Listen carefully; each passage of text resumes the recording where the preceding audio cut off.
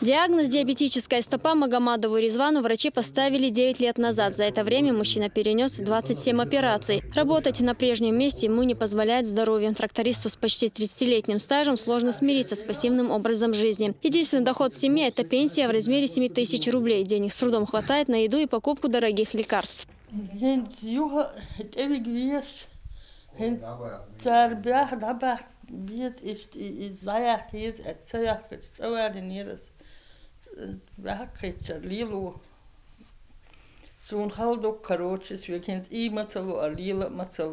Совсем недавно Ризван после очередного курса лечения вернулся домой. Вместо медсестры за ним ухаживает жена. Семья планировала пройти реабилитацию за пределами республики. Вот только денег у семьи нет. На помощь пришел оригинальный фонд имени Ахмата Хаджикадырова.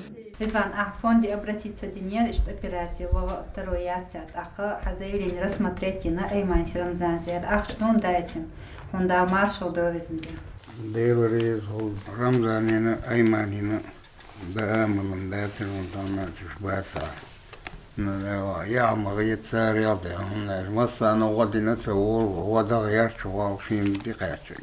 Тяжелые заболевания Ризвана не единственная проблема. Дом, где живет семья, им не принадлежит. Их собственное жилье было разрушено во время войны, а восстановить его нет средств.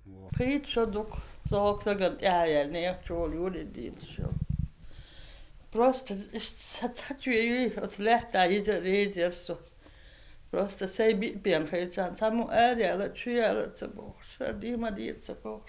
Семья состоит на учете в районной администрации, как нуждающиеся в жилье. Несмотря на это, проблема остается нерешенной. Следующей весной Магомадовым придется покинуть дом, в котором они находятся. Женщина надеется, что к тому времени Ризвану станет немного лучше и удастся подсобрать денег хотя бы на съемное жилье. Элина Дадаева, Адам Чекуев, Ибрагим Налаев. Новости.